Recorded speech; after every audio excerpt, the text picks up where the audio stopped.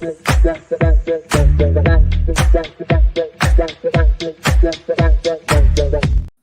is breaking news here at Championship Rings this evening. We are back. Brandon Lewis, Josh Ungar. Josh, let's get right into it. Nick Saban is no longer the head coach of the University of Alabama. I am shocked by this news. I didn't think Nick Saban would retire after a loss. Because, as we know, him and Alabama lost to the eventual national champion Michigan WOlverines in a thrilling college football playoff semifinal game at the Rose Bowl, which, again, the playoff committee got it right. But my point still remains. I'm shocked that Saban would retire following a loss like that. It's kind of my same reaction when Brady left the Patriots. I get that it was different scenario, different situation, all that. But still, like, Brady left the Patriots following a loss in the playoffs. So, well, I thought Brady would leave. There was reports of Brady leaving before the season. It kind of did feel like the last dance. There was nothing out about Nick Saban leaving Alabama. Sure. So this is a total shock. And listen, we know Nick Saban has been doing more media appearances lately. Obviously, he goes on the Pat McAfee show every Thursday, which is something he'd never done before. So maybe this is Nick's way. Maybe he's going to get into TV. Maybe he just felt like it's time. And, we've talked about this a little bit when it comes to college football. And we've talked about it a lot when it came to Jim Harbaugh, who we'll get into later in the show. But compared to the NFL, I'm just going to say it. College coaches have to deal with a lot of bullshit. NIL, transfer portal, recruiting, parents, boosters, alumni. It's a lot of junk that makes draft. And that is a lot of junk that, in my opinion, college coaches have to deal with. And you can make an argument next to being the president of the United States and maybe the hardest job in the world. Maybe Saban just felt, maybe he just felt like, it's an offensive leaning sport, as we know. Dealing with the NIL transfer portal. Maybe he just didn't want to do it anymore. Who knows? It's weird. It's odd timing, though, because you have the SEC moving to ESPN next season. You've got Oklahoma and Texas both coming into the SEC next season. And, of course, we have the 12-team playoff going into effect next season. So I find the timing a little bit odd. Yeah, I mean, it's a new era. We know there's going to be 4 new teams going to the Big Ten. We know Texas and Oklahoma are heading to the SEC. The SEC is getting better, and we saw Alabama this year, really struggle. They did beat Georgia, but they struggled with a lot of teams. And Jalen Milroe, we saw he's not the best quarterback. At 72 years old, I think maybe Nick Saban just kind of said enough is enough. The run is over. And we kind of felt like that, Josh, going into this year anyway. I wonder, we'll talk about this more when we get into the NFL side of things, but I wonder if Belichick kind of follows the same route as Nick Saban here. I wonder if they're kind of tied at the hip. That's fascinating. Yeah. Or, you know what? Somebody brought this up, and I can't believe it, but would Nick Saban follow Belichick to his next job as the defensive coordinator? I doubt that. Could you imagine? Because don't forget, Saban was Bill's defensive coordinator when he was in Cleveland. That's true. And again, we'll get more into Belichick and all that, because I have no idea what the Tennessee Titans are doing getting rid of Mike Vrabel. I completely disagree on that. I can't wait for that conversation.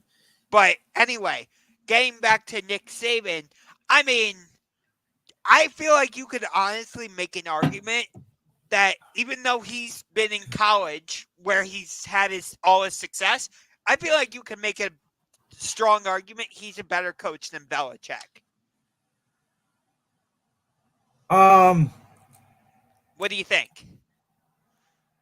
I think Nick, more than Bill, has adapted to the offensive philosophy in football that we have talked about. I think Nick has realized in college football you can't stop anybody. But I think winning in the NFL is harder than winning in college. Saban did not win in the NFL. Belichick had a 20-year dynasty. Yes, he had Tom Brady, but Belichick, for the first 10 years of that dynasty, Belichick, in my opinion, was the real driver. The second half, I think it was almost all Brady. The first half, especially the first three rings, were almost all Belichick. Um, I think they both have their own specialties. I think Bill was a little more rigid than Nick, but I think Bill strategically is a better defensive coach than Nick. We've seen Nick struggle with the likes of Deshaun Watson and stopping good college offenses in the last 5 years, and Belichick has been able to somewhat thwart a good NFL passing attack, even when he does not have a great offense like he's had the last few years. Fair. You do bring up a good point how, like, when Alabama played Clemson in the national championship, Trevor Lawrence absolutely smoked them. I'm not even talking about Lawrence. I'm talking about Deshaun Watson. What Watson did. Right. What Watson did. Those were the 10. Clemson won once and Bama won once. Those back-to-back national championship games. No, Clemson beat Alabama twice in the national championship. Did they beat them twice? Okay, I'm sorry. Yeah, I was wrong. It was 2019 and 2017, I believe. But it was. Did they play Watson twice? I could have sworn they played Watson One twice. of I them could was be wrong on that. One of them was Watson. 2019 was Trevor Lawrence. Okay. So my apologies on that. Again, Josh is the more college football aficionado than me. But the Watson game that he did play, I remember that being one of the best games I've ever seen a quarterback play against Coach Nick's defense. Yes, but it still came down to the final seconds when Watson made the touchdown pass to Hunter Renfrow. Yeah. Listen, I think that we are all in total shock. There's a lot of news today surrounding both NFL and college. And Josh, the common theme here really is defensive coaches. Vrabel out, Staley out, Saban out, Rivera out, Pete Carroll out. Now, that was the one that was most shocking to me. There is a wave in today's NFL. Belichick probably out as well now. I've talked about this for how many weeks on this show and dating back to Brandon's World. I think we are now seeing the trend that I think you're going to see, which is more than likely offensive coaches are going to be the majority of head coaches moving forward. We will see. It's whoever becomes the next head coach at Alabama is going to have some big shoes to fill. Holy crap. It's interesting to me, the names that have been thrown out there. Dan Lanning over at Oregon, Caleb DeVore at Washington. We know Washington is going to lose a lot of players in this year's draft, at least on the offense side of the ball.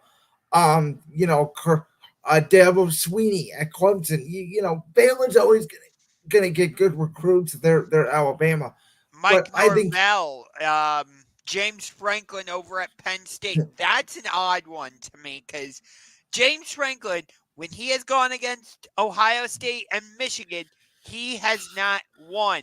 So yeah. I'm surprised that his name is being linked to a program like Alabama. I'll throw you a couple NFL names that are both in the NFL right now. One of them, and you're going to laugh at me for saying this, but he did just coach at Alabama a year ago, and that's Bill O'Brien. Could Bill make a good college head coach? We saw what he did at Penn State. You saw what he did at Penn State. He wasn't the worst coach in the world, I would say, at Penn State. Maybe give him that Alabama platform.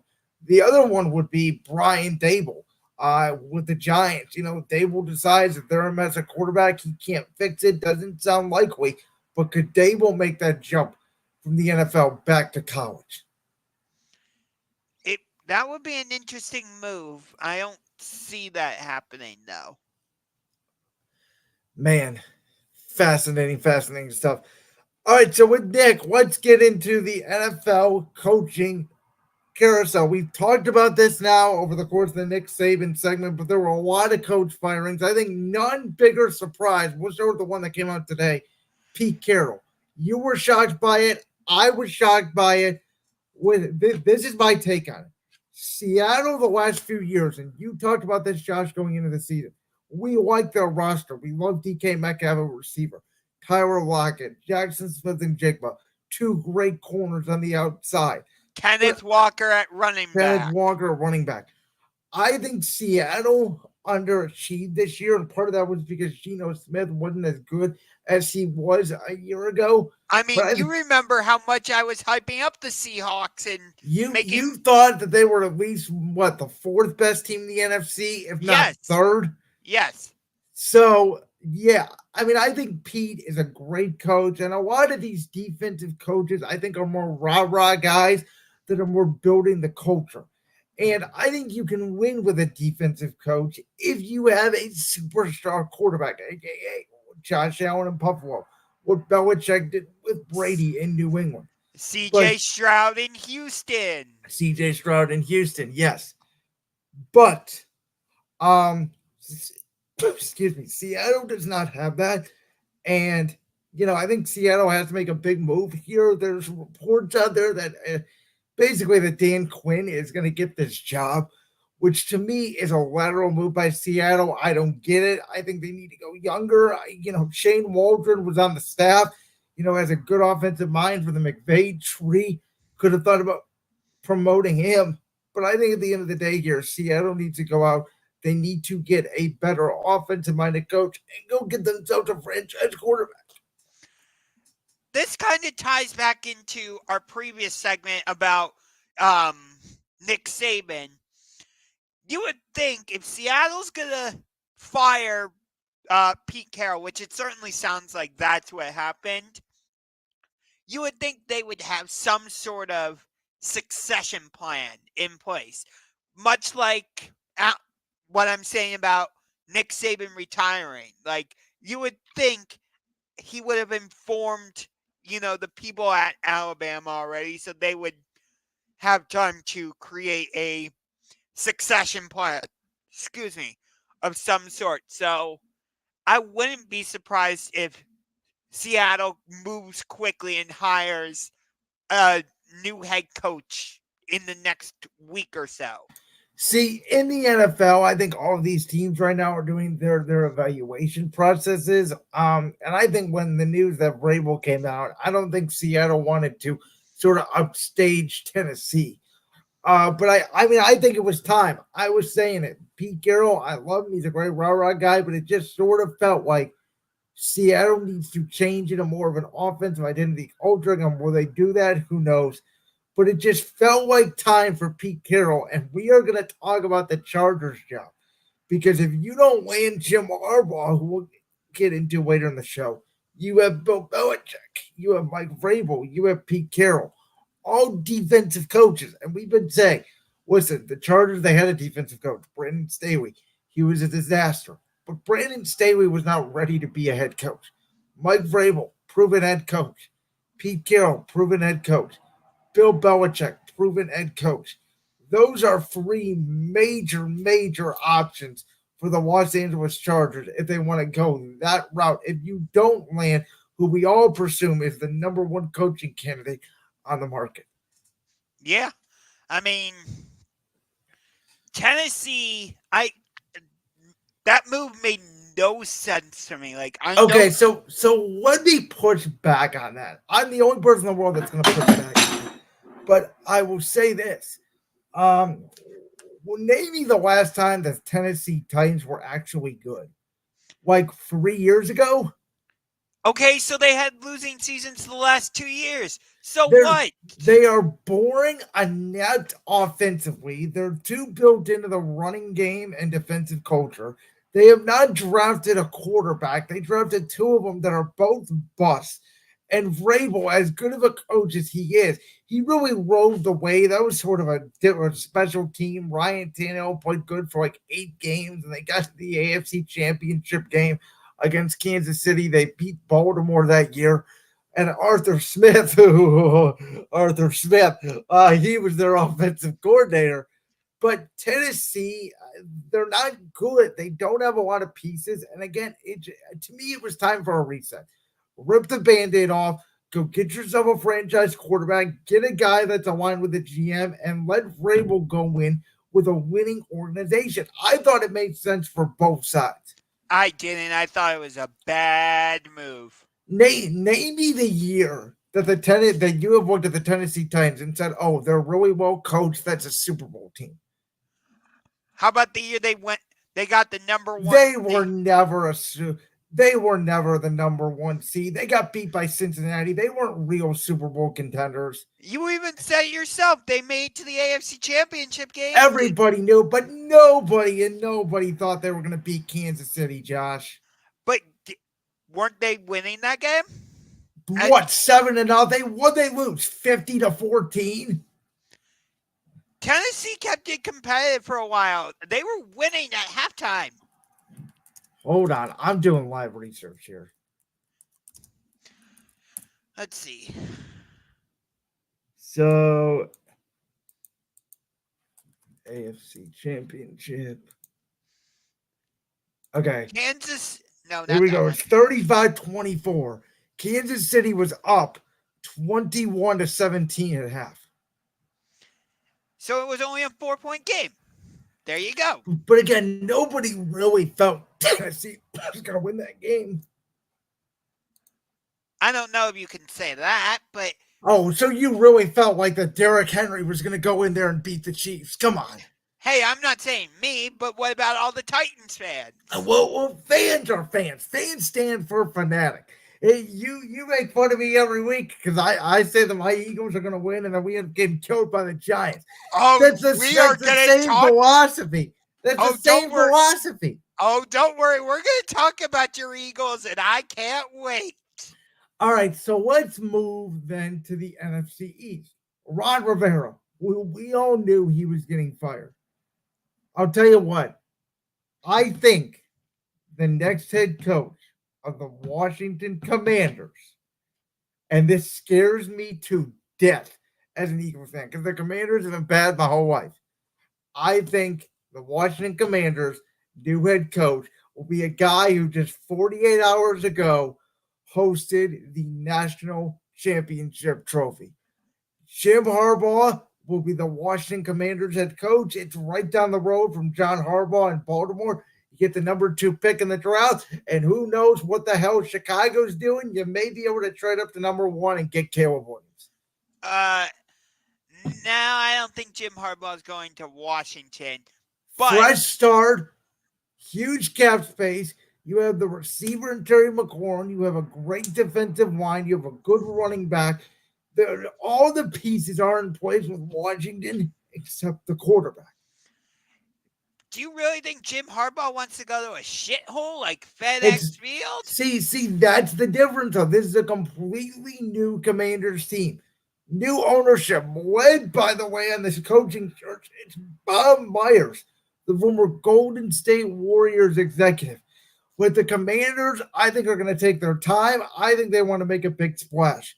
I personally feel like Jim Harbaugh or Bill Belichick will be their head coach next year. I could see Ben Johnson, the Lions offensive coordinator, being their head coach. I don't think they want to go young, a new, fresh, head coach. I think they want to go with an experienced guy to get the fan base excited in the Commanders again. I think Ben Johnson is going to fit very well, potentially, maybe in Carolina or the Chargers. Nobody would fit in well with Carolina. I know you just think that they're a complete dumpster fire, but they are. David, their owner threw water on last year the Houston Texans, Josh Ungar. Last year the Houston Texans were they not? Yes, the Houston Texans were a total shit show last year. Okay, this year are they a total shit show? No, they won the AFC South. Thank you. So you can turn things around very quickly in the NFL. You get the right quarterback, you get the right coach. We don't know about the quarterback. I'm still higher on him than you are.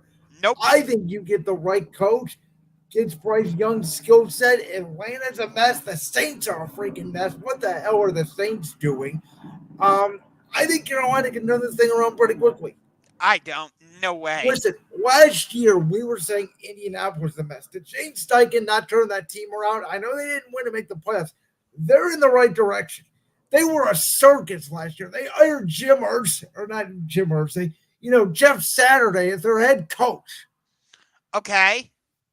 But Jim Irsay is not as bad of an owner as David Tepper. He's pretty meddling. Yes, but did Jim Irsay throw water onto Jaguars fans? I think if he had the opportunity, he would have. Jim Irsay's impulsive. He's difficult. There's a reason why that franchise, they ruined Andrew Luck, obviously, but for a 5-year period, they kept trying to rotate Phillip Rivers and Carson Wentz. They finally just ripped the Band-Aid off. Which I think they're good. When they get Anthony Richardson back, look out. But I want to go to one of the most intriguing coaching vacancies. The Atlanta Falcons. Yeah, I actually agree. By the way, Arthur Smith's a hack. Thank God Arthur Smith's gone. That boy can go work with his father at FedEx for all I care. I mean, look at what you have in Atlanta. Kyle Pitts, Drake London, Bijan Robinson. If Jim Harbaugh went there and he got a legit quarterback, Atlanta would be scary. I think Ben Johnson would be a good fit also in Atlanta. And I also think, and I told you this, Atlanta is not going to be really in the range to get one of these top quarterbacks in the draft. If I'm Atlanta, I am offering at least a second-round pick. I think you go get Justin Fields, and you use your draft pick to build the defensive side of the ball. You already have the offensive weapons. You don't need to draft more offensive pieces. You can get the quarterback via trade. Use the draft and use free agency to build the rest of your linebackers and your secondary. That would be – I like it for Atlanta. I would keep an eye on Jim Harbaugh going to the Falcons. I highly doubt that. I don't think because excuse me. Harbaugh to me will either want his choice at quarterback, which he could get at Washington, or he will go with the already experienced quarterback in Justin Herbert. If you go to Atlanta, there's no guarantee you can get Justin Fields. There's no guarantee you can get a quarterback in this next year's draft. Okay. If the Raiders do not hire Alec Pierce as their... You mean Antonio Pierce? Yes, Antonio Pierce. Thank you. If they do not remove the interim tag and keep him as their head coach, they're stupid. I completely agree with you. They need to keep Antonio Pierce as their head coach. Like, you saw how well that team and those players bought into him. If they do make this mistake again, they are just, I don't know what to say. Again, the Raiders, they have some interesting pieces in place. Devontae Adams, Max Crosby, to me, they're a quarterback away. Who they decide to take in the draft will be interesting. We'll hear more about the rumors when it comes to the quarterbacks as the draft gets closer. Josh, I'm going to tell you right now as we wrap up this segment, there's one other team out there that has not fired their coach yet. This team did not make the playoffs. But no, it's not the Saints.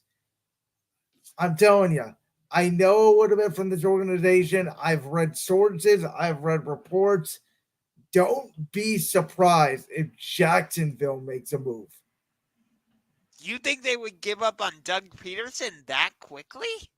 To me, it's exactly what happened at the end of the Philadelphia. It's deja vu all over again. The owner makes Doug Peterson change his staff around. Jacksonville struggles, and Doug either resigns or they move on. It may not happen this offseason. They could struggle out of the gate, though, next year. If he does stay, I think Doug Peterson right now, especially with everything that's going on with the Khan family right now, and they are an impatient ownership group. I don't know, man. I don't know Doug Peterson.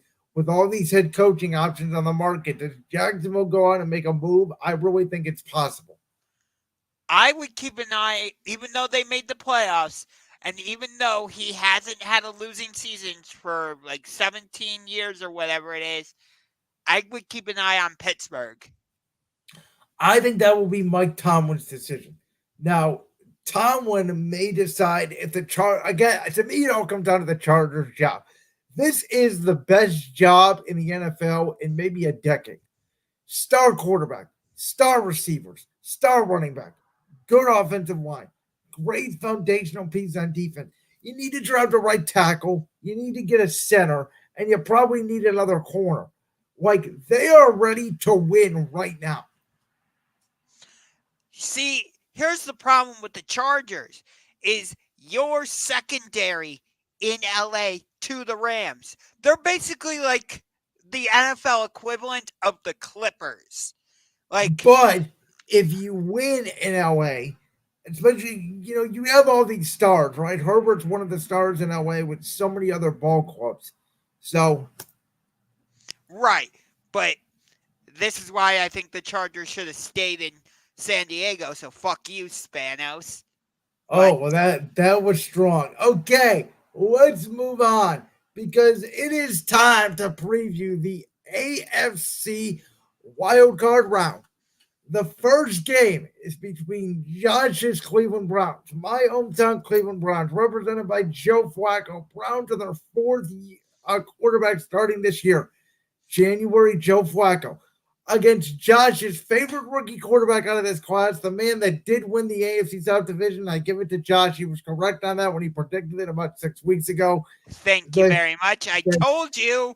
You did. It took a collapse from Jacksonville after they beat Houston. Who the hell would have thought? I think you were ready to concede the division to me when they beat Houston and then they just completely collapsed. So, Browns, Texans. Browns are favored by 2.5. How do you see this game going down as a Browns fan? Lay it on us. As a Browns fan, Houston was the team I did not want to put. Was the team I least wanted to play. Concur with you. Between Houston, Indianapolis, and Jacksonville, I would have preferred to play Jacksonville because Trevor Lawrence doesn't have the mobility of CJ Stroud. I think Jacksonville, it wouldn't have been a hostile environment. I think Browns fans would have taken over that stadium in Jacksonville. But instead, it is the Houston Texans. Facing CJ Stroud really scares me because if you go back and watch the Browns defense this season, when have they struggled most? When they faced Lamar Jackson, Russell Wilson, Geno Smith, Matthew Stafford. Matthew Stafford doesn't really fit in. Matthew Stafford doesn't really fit into the category I'm talking about. Okay. Because he's not a mobile quarterback. No, he's not. But I'm saying those are the games they struggled in, mostly on the road. Right, but I'm talking about specifically mobile quarterbacks. Okay. Like, from my perspective, the Browns defense struggled against mobile quarterbacks, whether it was Lamar, Russell Wilson, Geno. I'm sure Justin Fields even gave them problems. If that Hail Mary would have been completed, the Browns might not be in the playoffs. You don't know. But the one good thing, I hate to say it because there's an injury, but at least Tank Dell is not going to be there. I hope he recovers from his injury and gets back next season.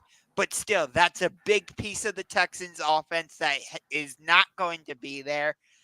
But they still have Nico Collins, who CJ has developed a very nice chemistry with. They still have Dalton Schultz. The good thing is we already went into Houston and beat them just a couple weeks ago.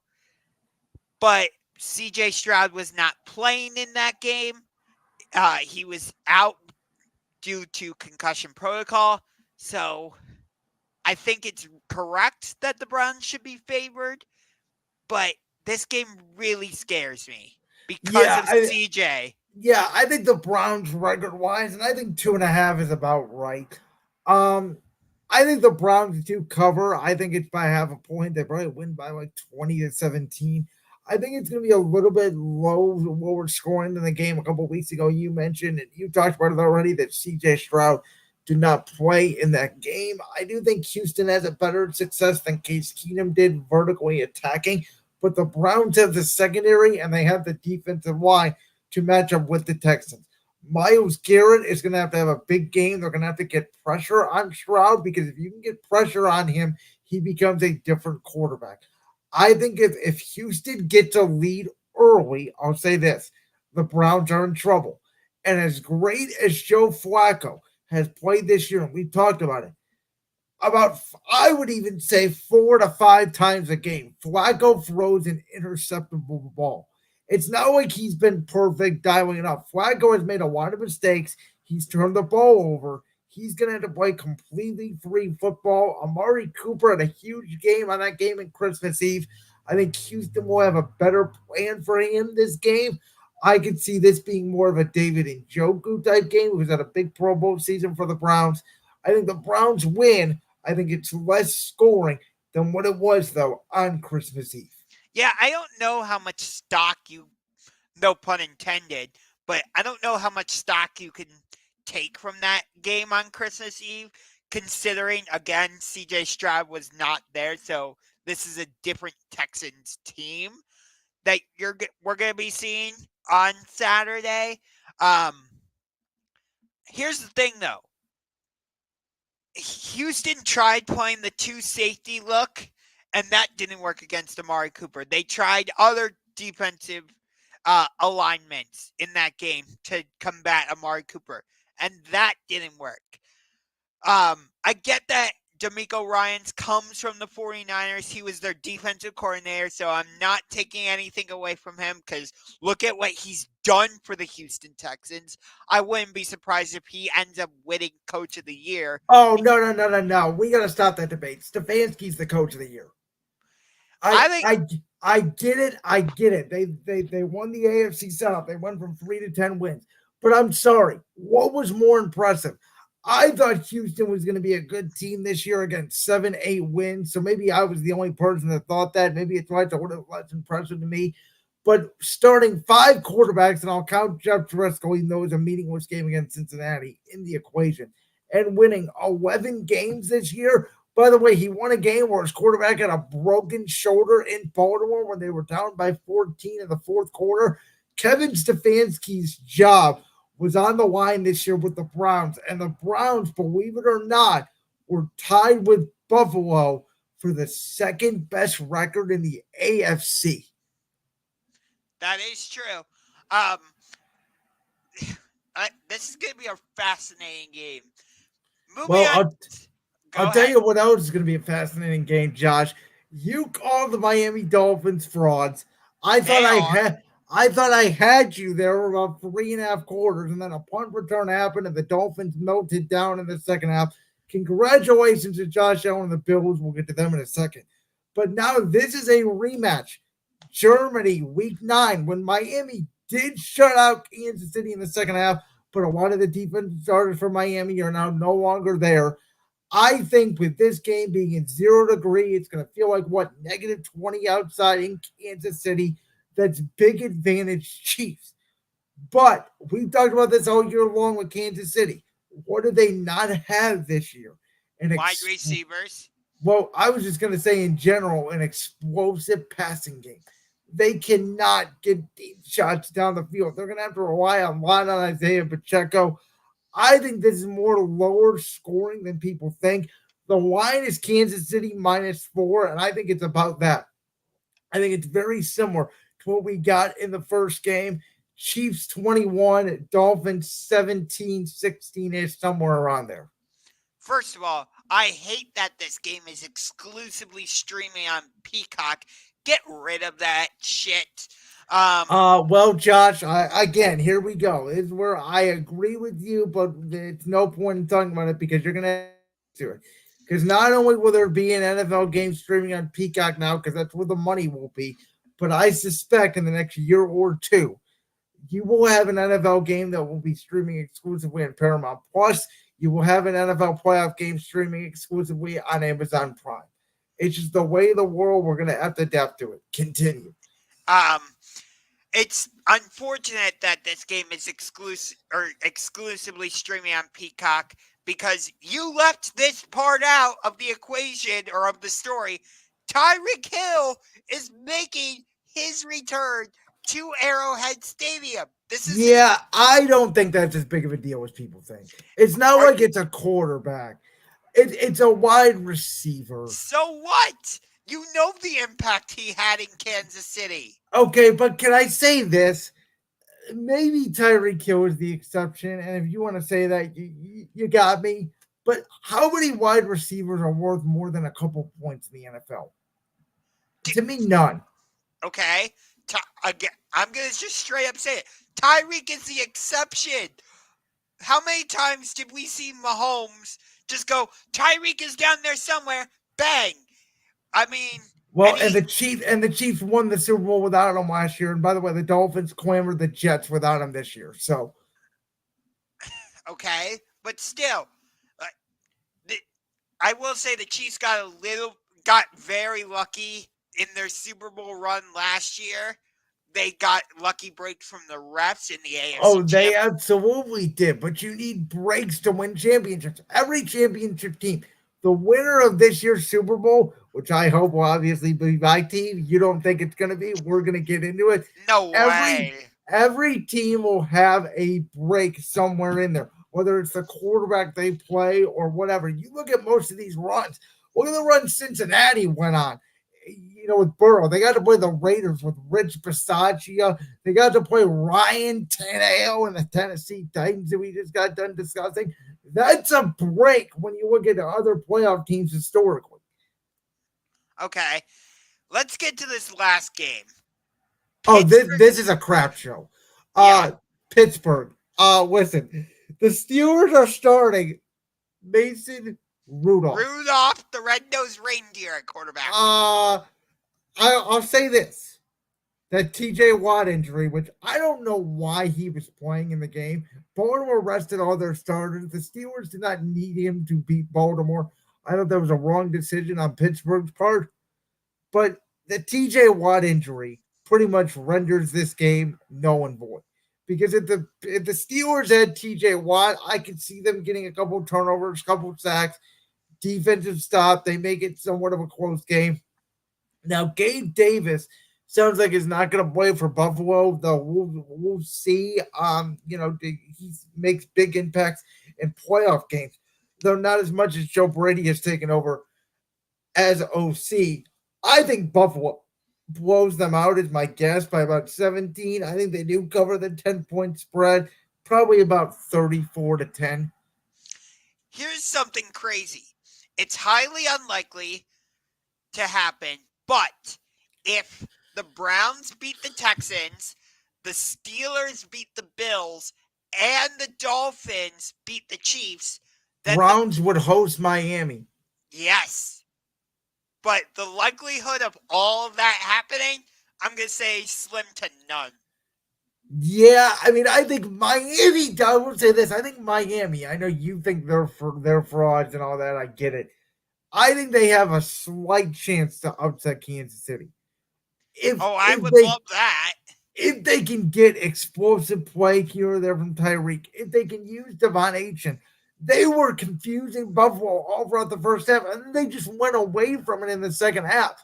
I think it's more of a Mike McDaniel thing than it is, the team choking under pressure. They just did not have a good second half game plan. Yeah, I don't know what that was all about, but yeah, I would say if I had to list these three games in terms of interest level, one being the most interesting, three being the least interesting. 3 is obviously Pittsburgh Buffalo. I just don't care about that game. Number 2, I'm going to say Miami, Kansas City. And obviously, I'm going to say number 1 is. No, I completely agree with you. I think the Browns Texans is maybe the most even matchup on the board. Right. But there is a game in the NFC, which we are about to get to. Let's get to the NFC wild card. Now, what I find fascinating, about the playoffs this year, all the AFC games come before the NFC games. So we're not mismatching it. We'll go AFC, all games, then NFC. We start in the NFC with what I think is a potential upset award. And I'm not just saying that as an Eagles fan. I quoted 2 weeks ago Packers, Cowboys. I think there's a slight chance here where Green Bay could go into Dallas. If Aaron Jones is a great game, they keep Jordan Love protected and they walk out Micah Parsons. I think Green Bay matches up well with Dallas. My concern for Green Bay would be, can you block Micah Parsons? Can you block DeMarcus Lawrence? And are they going to be able to get more than one stop on that explosive Dallas offense with that bad Green Bay defense? Again, I think it's unlikely, but I think that the Packers could pull off the upset. See, I don't, because I don't trust Green Bay's defense with Joe Barry as their defensive coordinator. The Carolina Panthers lit up the Packers defense. We're crying out loud. What do you think Dallas is going to do on their home field against the Packers defense? Yeah, but Green Bay's playing well. I mean, they held Chicago to 3 field goals. And, you and I were debating back and forth on Justin Fields. So I don't know, man. They beat Detroit this year. They beat Kansas City. They have good wins on the year. They do. I love Jordan Love. You love Jordan Love. Love is a strong word. I do. I like Jordan Love. I'm not going to love yet. I was raving about him a couple weeks on the show. What are you talking about? Jordan Love, I think, I think he can win you games. I don't know if he can win you a trophy. This game for me depends on, as much as it depends on Green Bay's defense, Green Bay needs to have their full complement of skill position players. Christian Watson, Romeo Doubs, Aaron Jones.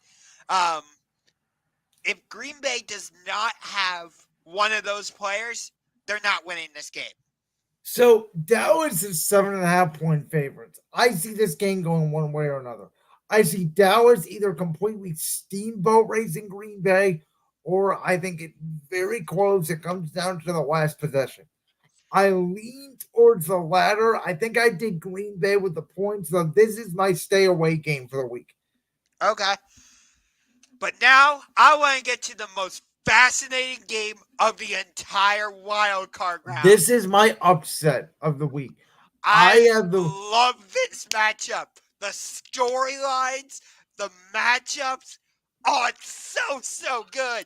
You have Matthew Stafford, who took the Lions to great heights. He did? Wait. He did? He never won a playoff game. Okay. He never won a playoff game in 10 years. Whatever. Everybody keeps telling me Matthew Stafford's such a great quarterback. You all think that because he won a Super Bowl with the damn Rams. He didn't do crap for the Lions. I'm sorry. Jared Goff's already done more good for them than Matthew Stafford's done. Oh, get out of here with that. Are you kidding me? They just had their best season in 30 years. Matthew Stafford never won the division. Don't hurt Matthew Stafford. Matthew Stafford took him a great heights. That'd be in the 6th seed every 4 years. Anyway, so Matthew Stafford is making his return to Detroit with the Rams. And on the other side, you've got Jared Goff facing his old team. You have all the history in Detroit of them not winning a playoff game in 30 years. Or whatever the streak is. The Rams, they just won the Super Bowl a couple years ago. I can't wait for this game. So the Lions embody Dan Campbell, obviously hard-nosed, tough, and Dan can sometimes get over-emotional. I think the advantage the Rams have in this game is 2 advantages. Number 1, Sean McVay knows every trait of Jared Goff. Jared Goff and Matthew Stafford are more similar quarterbacks than I think people want to admit. Both of them are statues. Both of them are great, accurate passers. But Matthew Stafford can improvise more on the run as opposed to Jared Goff. And you can see here, we are both coughing our heads off. I completely apologize on that for today's championship rings. But I do think in the end, the Rams have Aaron Donald, who I've been very critical of Aaron Donald. I'm the only person in the world. I don't see greatness when I watch Aaron Donald. What I've are you I've, watching? I've never seen him take over a football game. Whenever Your I watch TV must be broken. whenever he's on the field, I never see him. I've watched him against Dallas. I've watched him against Philly. I've watched him against San Francisco.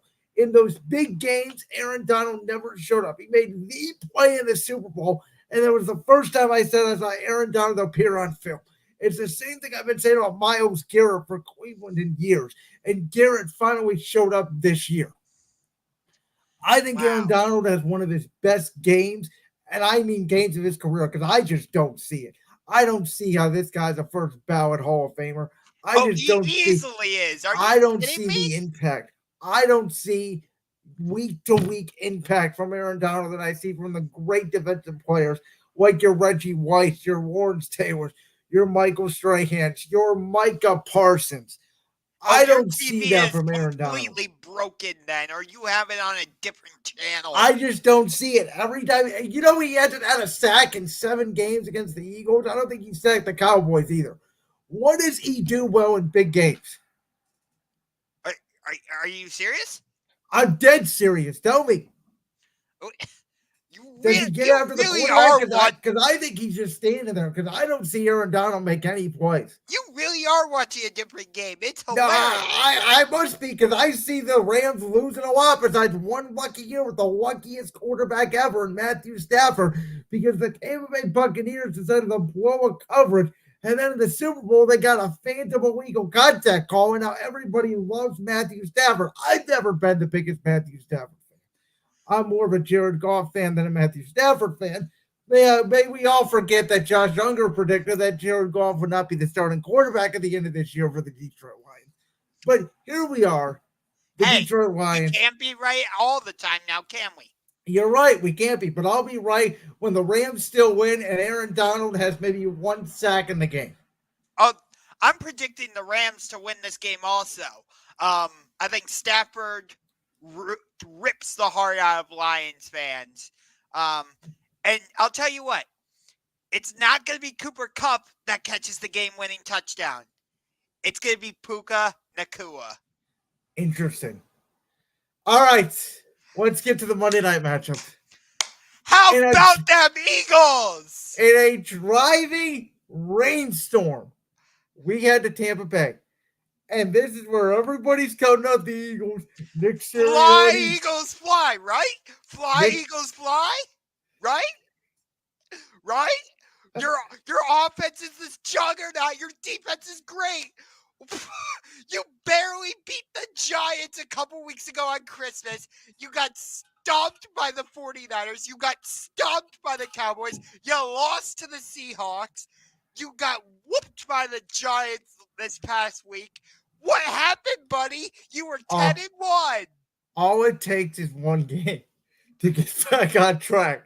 And this could be that game. Nope. The playoffs are a different animal.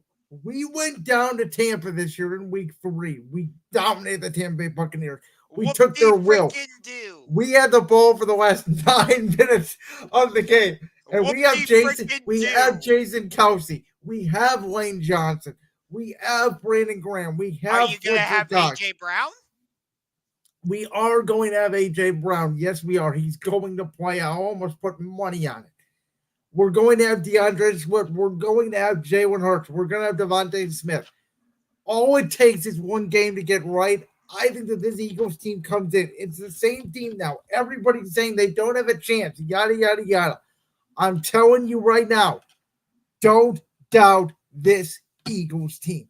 This is a team with a last dance sort of feel to it. Will Jason Kelce retire?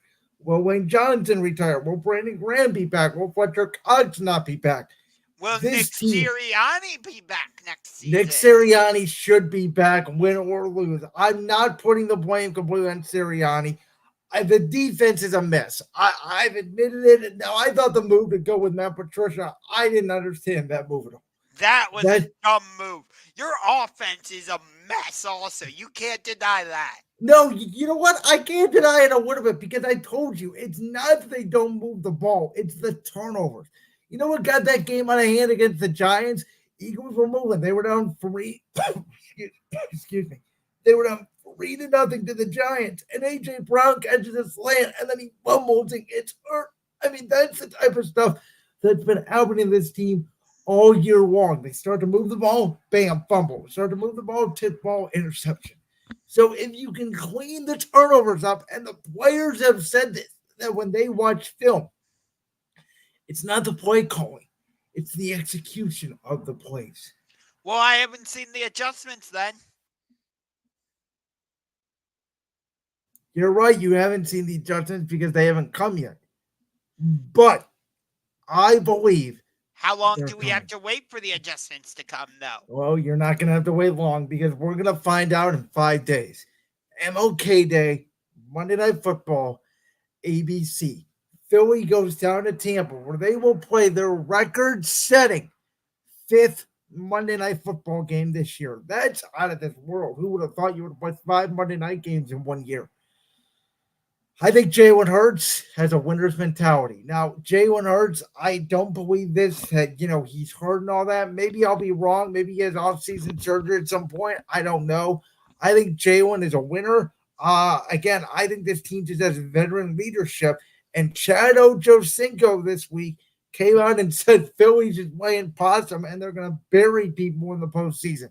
I hope he's right. I don't think it's going to be easy. But I think if you're telling me about a team with veteran talent that can turn it around and win 4 straight playoff games, don't discount this Philadelphia Eagles team. Don't discount them if they win this game. Don't discount them if they have to go to Dallas or San Francisco. There's also an outside chance if they win, if Green Bay upsets Dallas and the Rams upset the Lions, Philly could be hosting the Rams in the divisional round. That would be a fascinating matchup. I don't know who I would pick if that were to be the case. So, in my opinion, now that we've both gone over the AFC and NFC wildcard picks, I think we almost all agree on every one except for one game, which I think is the Philly game. So, if our picks are correct, we both would have Cleveland heading to Baltimore, with then Kansas City going to Buffalo in another classic matchup, but this time it would be in Buffalo. The NFC side, the Rams head to San Francisco. In my case, Philly heads to Dallas. In your case, Tampa heads to Dallas. Yes. Which I could see the Rams going to San Francisco and pulling off the upset. I know Shanahan has had Sean McVay's number, but they are division rivals. They know each other so well. Most of their games come right down to the final seconds. You have Matthew Stafford for the Rams. We've seen Brock Purdy struggle a little bit. That the Rams, I think, could be able to pull off the upset. I don't want to get ahead of myself, but in the AFC, Bills Browns. Oh my God. AFC Championship game. The two best fan bases in the NFL. In my opinion, the Dog Pound and Bills Mafia, hands down, are the two best fan bases. Or excuse me, that game would not be in Cleveland. It would be in Buffalo because the Bills are the 2 seed. I'm sorry. Yes. But either way, that game would be fantastic. But nonetheless, we have the opportunity in the divisional round to get 3 divisional matchups. Eagles, Cowboys, Rams, Niners, and Browns, Ravens. That's almost never happened before, and all 3 of them are really even matchups. Right. And think about this. We already talked about how Tyreek Hill is going back to Kansas City. We talked about how Matthew Stafford is going back to Detroit. We didn't mention Flacco going back to Baltimore. Bingo. How fascinating would that be if we got all 3 of those big returns happening? Well, I would love that. Speaking of Baltimore, John Harbaugh's brother Jim is a national champion. I had predicted that Michigan would win. You had predicted Michigan would win. I said I could see a scenario where Michigan grounds and pounds Washington in its submission. And that's basically what happened. Michigan really dominated from the get go. Could not put Washington away. Washington made a little bit of a game of it in the second half. Michigan, though, I told you this from week one this year. I said they were the best team in college football. They had the best offensive line. They had the best defensive line. They had a quarterback who was projected to be a third-round pick, make a jump to even be in the first round in a lot of mock drafts this year.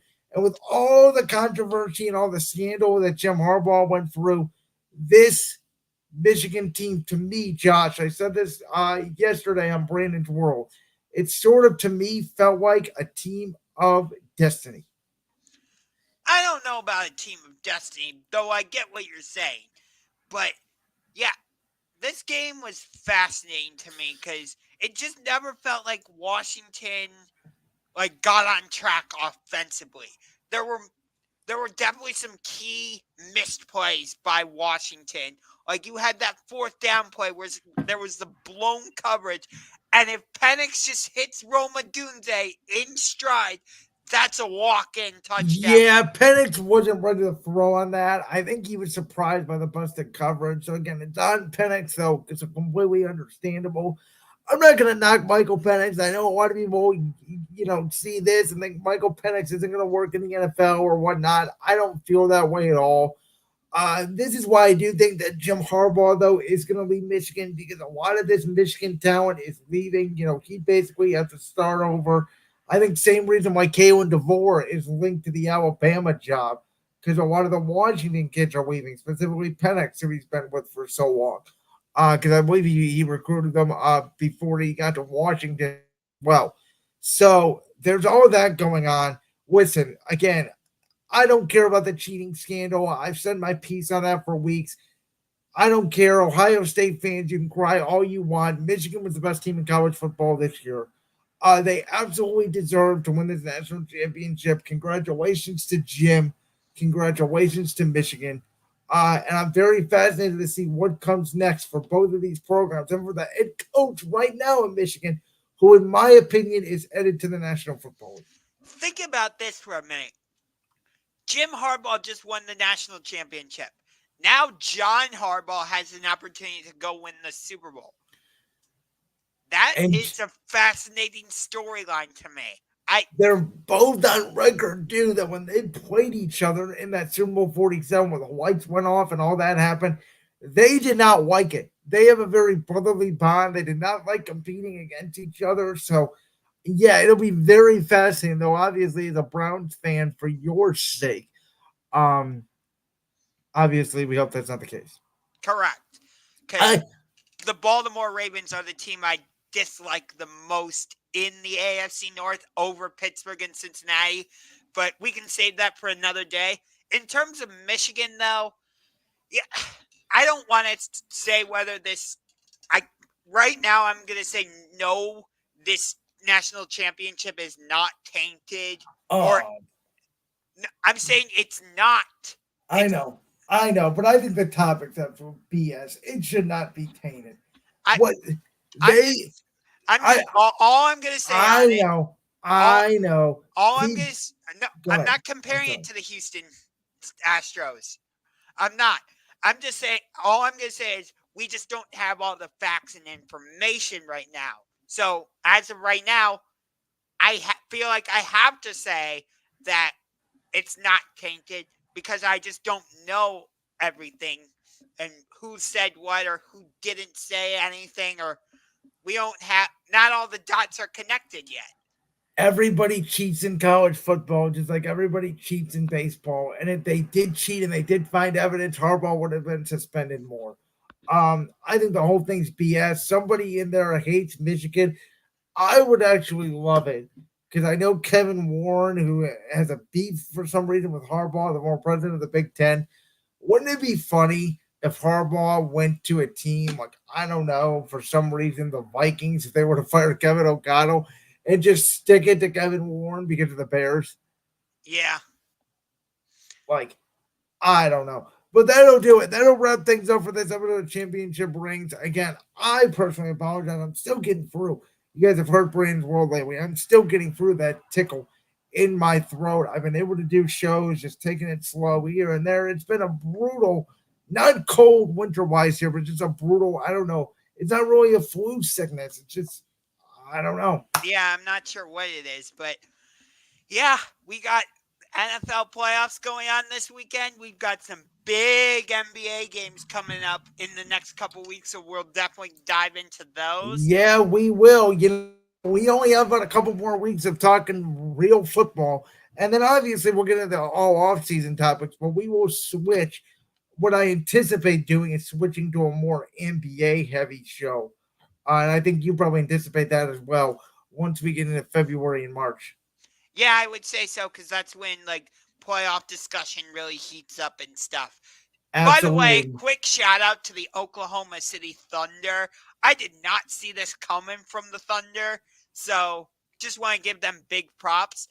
I just wish they were still in Seattle and doing this. We will have that discussion, I have a feeling, come April, because they feel like the Sacramento Kings of this year in the NBA. Houston is also an intriguing team, but we can get more into that later. They are. And with that, we are in collaboration with the one and only Voltage Live. Usually we are on Tuesdays, we were on Wednesdays this week. You make sure to check us out on Twitter at Ring Champion, Instagram at Ring Champion, Facebook at Ring Champion 216. We're here on YouTube at Championship Rings 216. Josh, next week, I hope I'm still here wearing my Eagles gear as we debate whether they're going to play the Niners, the Cowboys, or the Rams in the divisional round for your sake. Two, I hope as well that the Browns are here and probably more than likely ending to Baltimore. There is an outside chance they could head to Buffalo. Very fascinating. I can't wait for next week's show. Yeah, it's gonna be fascinating. I can't wait to talk about the Texans Browns game, and I also can't wait to talk about this Rams Lions game. Those are the two most interesting matchups.